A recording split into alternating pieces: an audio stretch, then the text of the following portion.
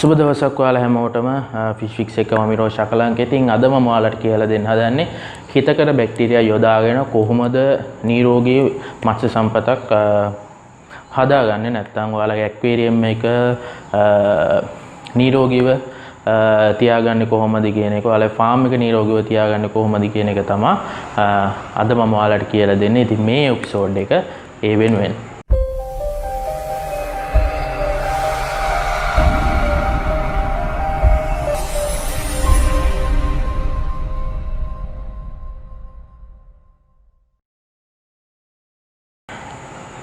හරි. ඔයාලා දන්නවා මාළුන්ට බැක්ටීරියා හිතකර වශයෙන්ුත් ඒ වගේම අහිතකර වශයෙන්ුත් ඉන්නවා. බැක්ටීරියා වර්ග ඉන්නවා, හිතකර බැක්ටීරියා සහ අහිතකර බැක්ටීරියා කියලා. එතකොට මේ මම අද කතා කරන්න යන්නේ හිතකර බැක්ටීරියා වලින් හරියට ප්‍රයෝජනයක් ගන්න කොහොමද කියන එක. ඒ වගේම ප්‍රශ්න, ඒ කියන්නේ මේ ඉන්ඩස්ට්‍රි එක ඇතුලේ තියෙන සමහර ප්‍රශ්න ගැන මම කතා කරන්නම් අද. එතකොට මේ හිතකර බැක්ටීරියා අපි ඉස්සෙල්ලාම ගමු. ඔයාලා දන්නවා ඔයාලගේ ෆිල්ටර් එක ක්‍රියාත්මක වෙන්නේ මේ හිතකර බැක්ටීරියා මගින්. ඒ කියන්නේ ඔයාලා දන්නවා ගොඩක් වෙලාවට ඔයාලගේ නයිට්‍රොෆයින් බැක්ටීරියා කියලා ඉන්නවා. ඇමෝනියා නයිට්‍රේට් වලට කන්වර්ට් කරන බැක්ටීරියා වර්ග. ඒකෙන් නයිට්‍රොසොමෝනාස් සහ නයිට්‍රොබැක්ටර් කියන බැක්ටීරියා වර්ග ඔයාලා අහලා ඇති. මම කලින් වීඩියෝස් බලලා තියෙනවා නම් ඔයාලට ඇහෙන්නේ නැති සමහරවිට ඔයාලා දන්නවා ඇති ඒ සම්බන්ධව. එතකොට ඔයාලගේ ෆිල්ටර් එකේ මේ බැක්ටීරියා හැදෙන්න සාමාන්‍යයෙන් අලුතෙන් ගත්ත ෆිල්ටර් එකක් නම්, අලුතෙන් ගත්ත ෆිල්ටර් මීඩියාස් නම් මේ ෆිල්ටර් මීඩියා ඇතුලේ මේ බැක්ටීරියා එක හැදෙන්න සාමාන්‍ය සති 4ක නැත්නම් මාසයකමාරක වගේ කාලයක් ගත වෙනවා. මේ වෙනකොට ඒ කාලය අඩු කරගන්න ඒ ගත වෙන කාලය අඩු කරගන්න විවිධ බැක්ටීරියා කල්චර්ස් බොටල් වශයෙන් අපිට ගන්න පුළුවන් වෙලා තියෙනවා. එතකොට විශේෂයෙන්ම කියන්න ඕන ඇමෝනියා නයිට්‍රේට් වලට කන්වර්ට් කරන බැක්ටීරියා වර්ග දෙක, නයිට්‍රොසොමෝනාස් සහ මේ නයිට්‍රොබැක්ටර් කියන බැක්ටීරියා වර්ග දෙක මේ විදිහේ බොටල් කරලා තියාගන්න පුළුවන් කමක් නැහැ. උපරිම එහෙම බොටල් කරත් ඒක තියාගන්න පුළුවන් මාස 3ක වගේ කාලයක් විතරයි කාබන් මාධ්‍යයක් යොදාගෙන. මොකද මේක ග්‍රෑම් නෙගටිව් කියන කාණ්ඩයට අයත් බැක්ටීරියා වර්ග දෙකක් මේ නයිට්‍රොසොමෝනාස් සහ නයිට්‍රොබැක්ටර් කියන්නේ. ඉතින් ඒ හින්දා මේ බැක්ටීරියා වර්ග දෙක වැඩි කල් තියාගන්න බෑ. ගොඩක් වෙලාවට අපිට කාලයක් තියාගන්න පුළුවන් වෙන්නේ බැසිලස් ස්පීෂීස්, ග්‍රෑම් පොසිටිව් බැසිලස් ස්පීෂීස් තමයි ගොඩක් වෙලාවට අපිට එයාලා තමයි ස්පෝ කියන අවදියේ ඉන්න පුළුවන් වෙන්නේ ගොඩක් කල. ඒ කියන්නේ කටුක දේශගුණයක් ආවහම මේ බැක්ටීරියා වටේ කොහොමද ඒකට කියන්නේ විශේෂ බැරියර් එකක් එයාලා හදා ගන්නවා බැක්ටීරියා එක වටේට. ඊට පස්සේ එයාලා හයිබර්නේට් වෙලා ඒ බැරියර් එක ඇතුලේ ඉන්නේ නිකන් කවචයක් වගේ හදාගෙන. ඒ ඇතුලේ තමයි බැක්ටීරියා එක ඉන්නේ. අපි කියන්නේ ස්පෝ වෙනවා කියලා. ස්පෝට් ස්ටේජ් එක. ඒ ස්පෝ ස්ටේජ් එකේ ඉන්න පුළුවන් බැක්ටීරියා විතරයි බොටල් කරන්න පුළුවන්.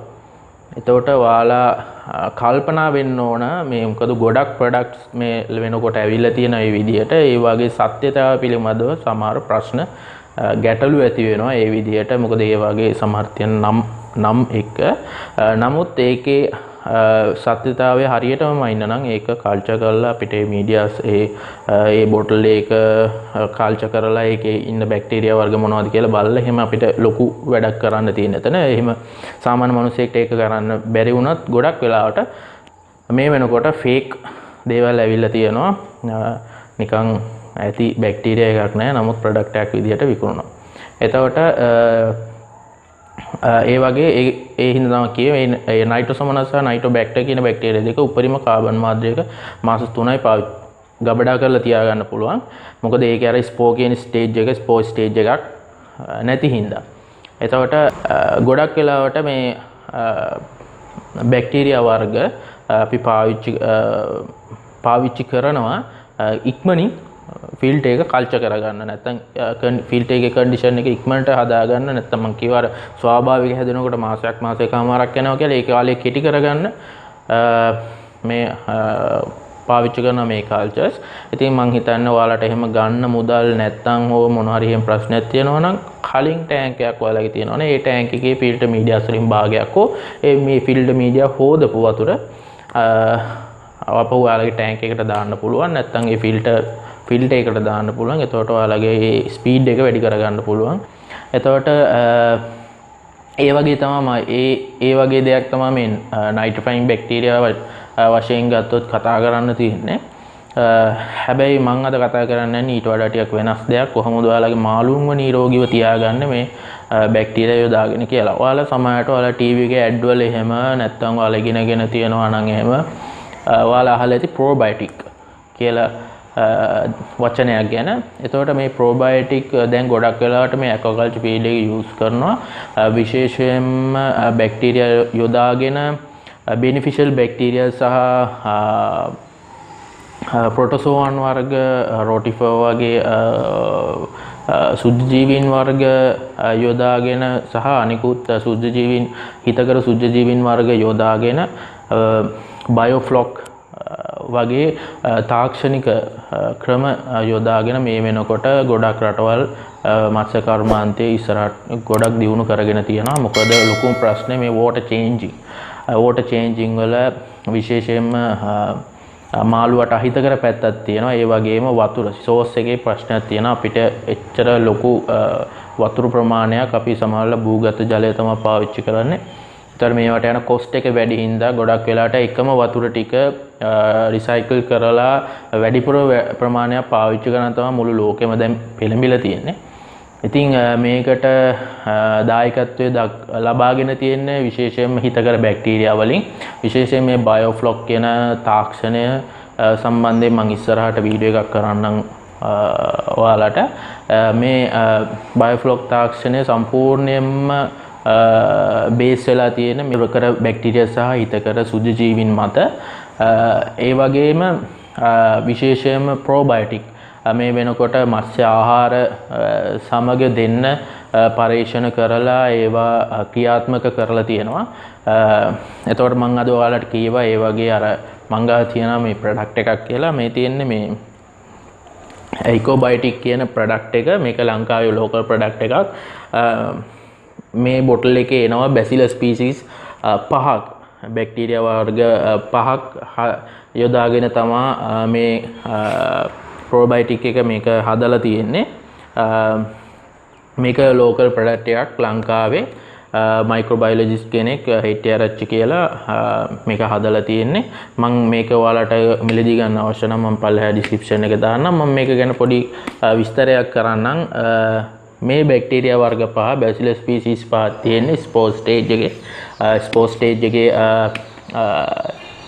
මේ වෙනකොට තියෙන ස්පෝර් ස්ටේජ් එකේ. ඒ කියන්නේ මෙයා හයිබර්නේට් වෙලා තියෙන්නේ. මොකද මම කීවා බැක්ටීරියා කල් තබා ගැනීමේ ප්‍රශ්නයක් තියෙනවා. අපිට කල්චර් කරන්න පුළුවන්. නමුත් ඒක මේ වගේ බොටල් එක දීර්ඝ කාලයක් තබා ගැනීමේ අපහසුතාවයක් තියෙනවා. මම ඒක කියවේ නයිට්‍රොෆයින් බැක්ටීරියා විශේෂයෙන් නයිට්‍රොසොමොනාස් නයිට්‍රොබැක්ටර් කියන බැක්ටීරියා මේ වගේ කල් තබා ගන්න බෑ. ඒක මොකද ඒක ග්‍රෑම් නෙගටිව් බැක්ටීරියා වර්ගයක් හින්දා ඒ වගේ කල් තබා ගැනීමේ අපහසුතාවයක් තියෙනවා. මොකද එයාලගේ අර ස්ටේජ් එකක් එන්නේ නැති හින්දා එයාලට දීර්ඝ කාලයක් ඒ කියන්නේ කාටුක පරිසරයක ආහාර නැති එයාලට අවශ්‍ය පෝෂණය නැති ආහාර නැති පරිසරයක ජීවත් වෙන්න බෑ. නමුත් මෙයාලට පුළුවන්. මෙයාලා හැඩ ගැසිලා තියෙන ඒකට දීර්ඝ කාලයක් විශේෂයෙන්ම ක්ලෝරින් මාධ්‍යයක උනත් ස්පෝර් ස්ටේජ් එකේ දීර්ඝ කාලයක් නොනැසී ජීවත් වෙන්න පුළුවන් විදියට. එතකොට මේ බැක්ටීරියා වර්ග 5 ගත්තොත් එහෙම මේ බැක්ටීරියා එක මම ගත්ත ඩීටේල්ස් අනුව මම ඒ මයික්‍රෝබයොලොජිස්ට් එක කතා කරලා එයා කරපු ටෙස්ට් සම්බන්ධව මේ සම්බන්ධව කරපු සාකච්ඡාවකදී මට දැනගන්න ලැබුණා පාංශු බැක්ටීරියා වර්ග 5 හිතකර බැක්ටීරියා වර්ග 5 මගින් අර මං කියවන ඉස්සෙල්ලා ෆිල්ටර් එකේ ඉන්න නයිට්‍රොසොමොනාස් සහ නයිට්‍රොබැක්ටර් කියන බැක්ටීරියා වල වර්ධනය බූස්ට් කරන්න හැකියාවක් තියෙනවා. ඒ කියන්නේ මේ බැක්ටීරියා මගින් අර අනිත් බැක්ටීරියා වල වර්ධනය බෝවීම වැඩි කර ගැනීමේ හැකියාවක් තියෙනවා කියලා. මොකද මෙයා ඒක වේස්ට් එක ඇමෝනියා වලට කන්වර්ට් කරලා දීලා ඒ වගේ සහ ජීවනයෙන් තමයි ඉන්නේ. කිසිම හානියක් නැහැ. නමුත් අහිතකර බැක්ටීරියා වලට හානියක් සිද්ධ වෙනවා මේ බැක්ටීරියා මගින්. ඒක හොඳ දෙයක් නේ. ඉතින් අහිතකර බැක්ටීරියා අපිට අවශ්‍ය නැහැනේ. ඒක වෙන්නේ කොහොමද කියලා සරලව පැහැදිලි කරොත් එහෙම විශේෂයෙන් මුල් කාලේදීම මෙයාලා කොලොනයිස් වුණාට පස්සේ කියන්නේ මේ හිතකර බැක්ටීරියා සාමාන්‍ය ටැංකියක කොලොනයිස් වුණාට පස්සේ මේක ටැංකිය විතරක් නෙමෙයි මම ඉදිරියට කතා කරන්නම් මේක ගට් එකේ කොලොනයිස් වෙනවා මාළු වගේ අන්ත්‍රයේ බඩවැල් වල. එතකොට මේක ඒ වගේ කොලොනයිස් වුණාට පස්සේ ඒ ෆිල්ටර් එකේ ආපහු අහිතකර බැක්ටීරියාවක් ටැංකියට එකතු වුණොත් එහෙම ඒ අහිතකර බැක්ටීරියා වලට වර්ධනය වීමේ නොහැකියාවක් තියෙනවා මෙයාලා නිකුත් කරන එන්සයිම මගින්. මොකද මෙයාලගේ ඩිෆෙන්ස් එකක් තියෙනවා.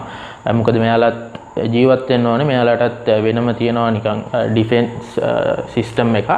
එතකොට ඒ විදිහට අහිතකර බැක්ටීරියාවක් ආවොත් එහෙම එයාලට වර්ධනය වෙන්න නොදී පාලනය කර ගැනීම හැකියාවක් මේ ප්‍රෝබයොටික් වලට තියෙනවා. මේ බැක්ටීරියා වලට තියෙනවා. හැබැයි ඒක සිද්ධ වෙන්නේ මුලින්ම මේ බැක්ටීරියා ඔයාලගේ ටැංක් එකේ හෝ ෆිල්ටර් එකේ කොලොනයිස් වුණොත් විතරයි. හොඳට මතක තියාගන්න මේක කිසිම වෙලාවක ප්‍රතිකාරයක් නෙමෙයි.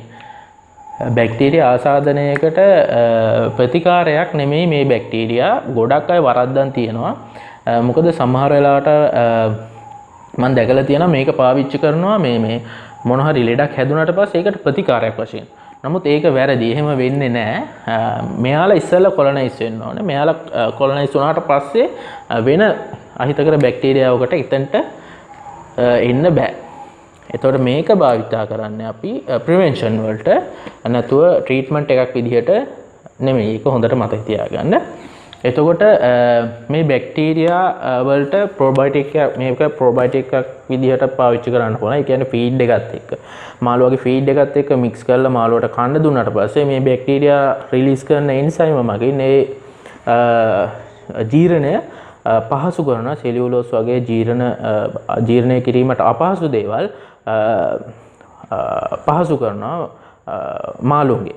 එතකොට මාළුන්ගේ වර්ධනය ඉතාමත් ශීඝ්‍රව සිද්ධ වෙනවා.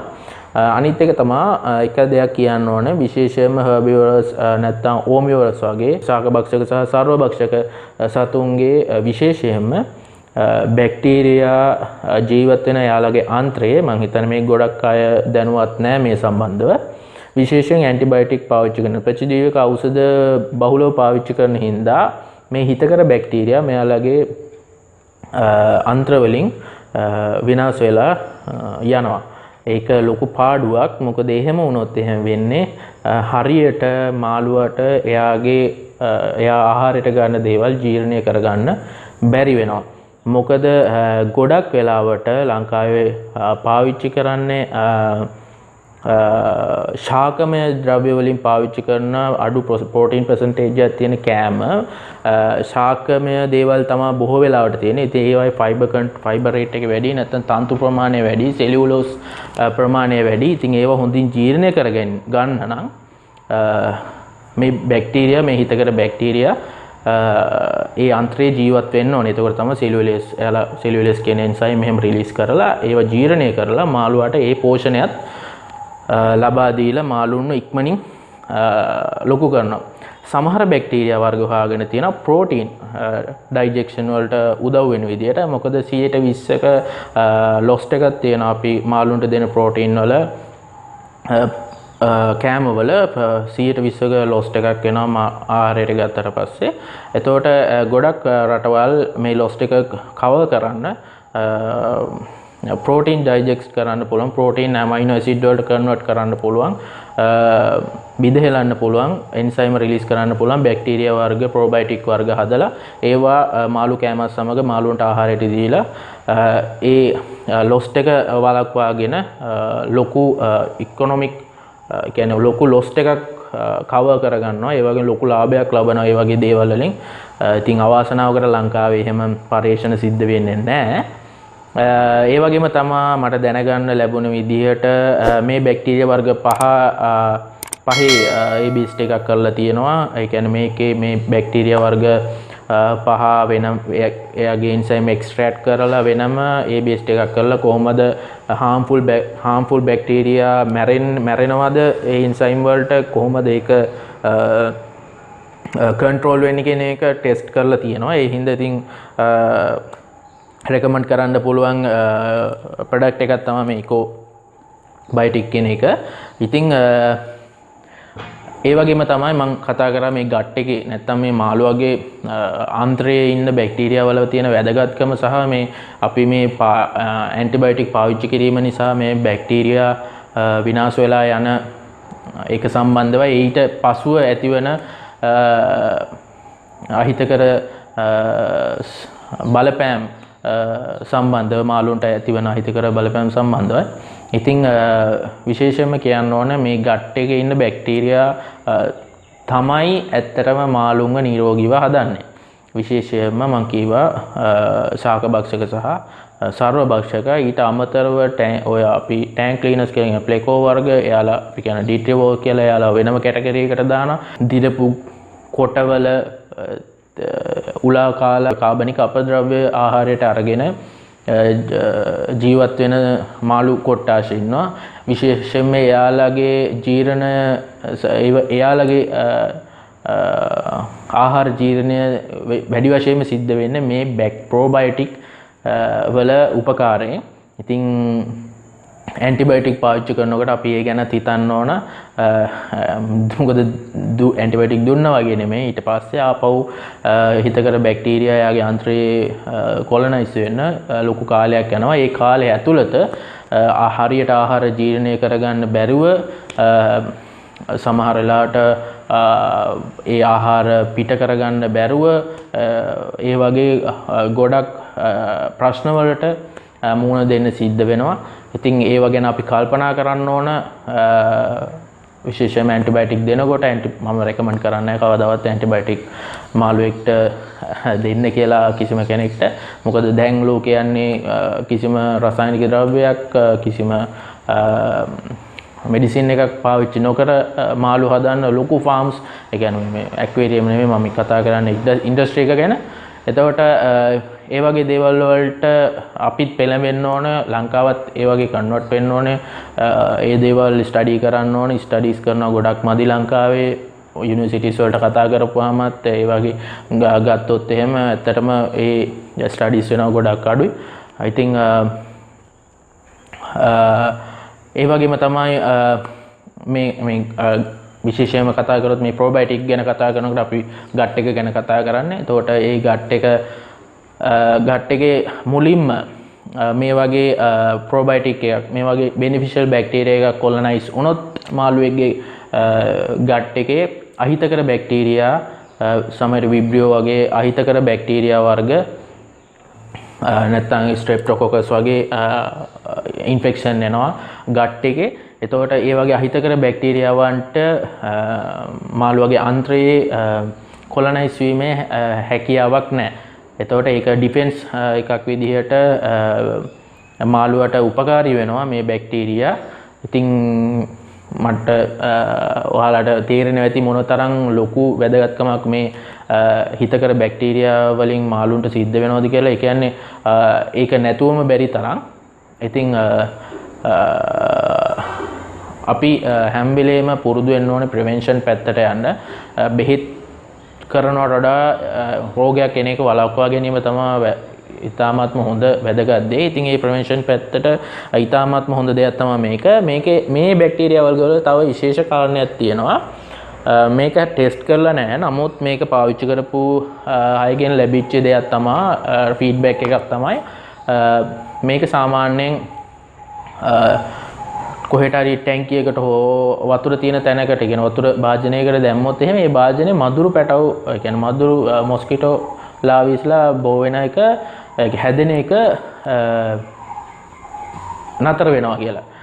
කියන්නේ මේක ඒ බැක්ටීරියා වල තියෙන මොකක් හරි බෙනිෆිට් එකක් වෙන්න ඕන එක මොකක් හරි ක්‍රියාකාරීත්වයක් නිසා තමයි මම හිතන්නේ අර පහුගිය කාලේ බැක්ටීරියා එකක් ලංකාවට ගෙනාවානේ අර මොස්කිටෝ කන්ට්‍රෝල් කරන්න. ඒ වගේ මොකක් හරි බලපෑමක් මේ මොස්කිටෝස්ලට මොස්කිටෝ ලාවිස්ලට මේ බැක්ටීරියා එකෙන් සිද්ධ වෙනවා කියලා ෆීඩ්බැක් එකක් තියෙනවා. ඉතින් ෆීඩ්බැක් එකක් විතර ඒක හරියටම ටෙස්ට් කරලා නැහැ. ඉතින් ඒ වගේම ඒක මමත් පාවිච්චි කරලා තියෙනවා. ඉතින් මමත් මගේ වැඩවලට පාවිච්චි කරනවා මේ ප්‍රොබයොටික් එක මේ බැක්ටීරියා එක. මේක කැමට විතරක් නෙමෙයි මම කිව්වා අපිට ටැංක් එකකට පාවිච්චි කරන්න පුළුවන්. ටැංක් එකේ තියෙන ওই ගොඩක් වෙලාවට ෆිල්ටර්ස් වල තියෙන බ්ලොක් ගතිය අඩු වෙනවා. ඒක අඩු වෙන්න හේතුව තමයි මෙයාලා වේස්ට් එක පාටිකල්ස් එක බ්‍රේක් ඩවුන් කරන හින්දා මේ බැක්ටීරියා දැන් අපි වේස්ට් එක දිරන්න ඕනේ. ගහක කොළයක් බිමට වැටුණොත් මේක පස් වෙනවා කියලා. පස් වෙනවා කියන්නේ ඒක දිරනවානේ. විවිධ සතුන්ගේ සහ සුද්ධ ජීවීන්ගේ ක්‍රියාකාරීත්වය මගින් ඒක කුඩා කුඩා පාටිකල්ස් වලට කැඩිලා මූලද්‍රව්‍ය වලට කැඩිලා යනවා. එතකොට ඒ වගේ දැන් අර ටැංක් එකේ ඔයාලා දන්නවා මාළු මල පහ කරාට පස්සේ මේ මල පහ බ්‍රේක් ඩවුන් වෙන්න ඕනේ. ඒක පාටිකල්ස් වලට කැඩිලා මූලද්‍රව්‍ය බවට පත් වෙන්න ඕන. අන්නේ ඒක ස්පීඩ් කරනවා මේ බැක්ටීරියා මගින්. එතකොට ඒ ෆිල්ටර්ස් බ්ලොක් වෙන ගතිය ගොඩක් වෙලාවට අඩු වෙනවා. ඒවා එහෙම අඩු වෙනවා කියලා ෆීඩ්බැක්ස් තියෙනවා. ඉතින් ඒ හින්දා මොකද මගේ එක්ස්පීරියන්ස් එකනොත් දන්නවා ඒක අඩු වෙනවා කියලා. ඉතින් හොඳට කල්චර් වුණොත් මේ බැක්ටීරියා එක හොඳට කල්චර් වුණාට පස්සේ ටැංක් එකේ ඒ වගේ ලොකු බෙනිෆිට් තියෙනවා. එතකොට බැක්ටීරියා හැම වෙලේම අහිතකර නැහැ. බැක්ටීරියා යම් ප්‍රමාණයක් තමයි අහිතකර වෙන්නේ. ඉතින් ඒ හින්දා ඒ අහිතකර බැක්ටීරියාවන් වලටත් ඉඩක් නැති වෙනවා. හිතකර බැක්ටීරියා හොඳට අපේ ටැංක් එකේ ඉන්නවා නම් ෆාම් එකේ ඉන්නවා නම්. ඉතින් මං හිතනවා ගොඩක් දේවල් ගන්න ඇති කියලා. මං ඇත්තටම ප්‍රෙපෙයාර් වුණේ නෑ මේ හරියට පැහැදිලිව මේ ලිස්ට් කරලා කියන්න. ඉතින් ෆ්‍රී ටයිම් එක හම්බුනාට පස්සේ ඉක්මනට වීඩියෝ එකක් කරලා දාන්න ඕනේ කියලා හිතුණා මේ සම්බන්ධව. මොකද මේක ලොකු ගැටලුවක්. මේක කියන්නේ මේක නොදැනුවත්කම. ඒ කියන්නේ ලංකාවේ අය මේ සම්බන්ධව වැඩිය දන්නේ නැහැ. ගොඩක් වෙලාවට ගිහිල්ලා කඩේකට ගියා වුණත් මෙතිලින් බ්ලූ ටිකයි මොනහරි ඇකොෆ්ලැමින් ටිකයි ටික ගන්නව ඇරෙන්න මේ වගේ දෙයක් පාවිච්චි කරන්නේ නැහැ. ඉතින් මේක පාවිච්චි කරන්න විශේෂයෙන්ම ornamental fish industry එක ගැන ගත්තොත් මම වැඩිය ඔය ඉන්ඩිවිජුවල් ඒ කියන්නේ හොබිස්ලා සම්බන්ධයෙන් කතා කරන්නේ නැතුව මේක ෆාම් කරන අයට මේ වීඩියෝ එක බලනවා නම් ෆාම් කරන අයට ගොඩක් හොඳයි. ඔයාලගේ ෆාම් එක හිතකර බැක්ටීරියා පමණක් ඔයාලගේ ෆාම් එක ඇතුලේ තියාගන්න පුළුවන් නම් ඔයාලගේ අහිතකර බැක්ටීරියා ආවත් ඒක ඔයාලට ගැටලුවක් වෙන්නේ නැහැ. මොකද එයාලා ගැන බලා ගන්නවා. හැබැයි අහිතකර බැක්ටීරියා කොලනයිස් වුණාට පස්සේ මෙයාලා ගිහිල්ලා දාන්න එපා. ඒක නම් බොරු වැඩක්. ඒක බොරු වැඩක්. ඒකෙන් කිසිම දෙයක් වෙන්නේ නැහැ. මොකද මේ එක්කෙනෙක්ට අහිතකර බැක්ටීරියා ටික විනාශ කරන්න බෑ. මේක කොලනයිස් වෙන්න ඕනේ. මෙතන තියෙන සීමිත ප්‍රමාණයක්. මෙයාලා ස්පෝර් ස්ටේජ් එකේ ඉන්නේ. එතකොට මෙයාලා ආපහු එයාලගේ කන්ඩිෂන් එයාලට ජීවත් වෙන්න සුදුසු පරිසරයට ආවට පස්සේ තමයි නැවත මෙයාලා බෝවීම පටන් ගන්නෙ. මෙයාලගේ ක්‍රියාකාරීත්වය පටන් ගන්න. එතකොට මෙයාලා ඒකේ කොලනයිස් වෙන්න ඕනේ. ඒකට කල් යනවා. ඉතින් ඉස්සල්ලාම මේක පාවිච්චි කරා නම් ඔයාලගේ ෆාම් එකට අහිතකර බැක්ටීරියා පැමිණීමේ ප්‍රවණතාවය ඉතාමත්ම අඩුයි. ඒ කියන්නේ මාළුන් නිරෝගීව හදා ගන්න පුළුවන්. මාළුන්ගේ වර්ධනය වැඩි වෙනවා. මම කියවා වගේ අර එයාලා ආහාර ජීර්ණයට උදව් කරන හින්දා මාළුන්ගේ වර්ධනය ඉක්මනටම සිද්ධ වෙනවා. එයාලට දෙන ආහාර හොඳින් ජීර්ණය වෙනවා. ප්‍රෝටීන් ජීර්ණය කරන බැක්ටීරියා නම් ලංකාවේ තාම හදලා නැහැ. මම දැනුවත්වම මම කතා කරලා තියෙනවා. ගොඩක් කැම්පස් වලට එහෙම තාම හම්බුන්නේ නැහැ හොඳ ෆීඩ්බැක් එකක්. ඉතින් කවුරු හරි මේක බලනවා නම් කැම්පස් එකක විශේෂයෙන් මයික්‍රෝබයොලොජි කරපු කෙනෙක් පොඩ්ඩක් ඔයාලා රිසර්ච් එකක් කරන්න, ඉනෝවේෂන් එකක් කරන්න. ප්‍රෝටීන්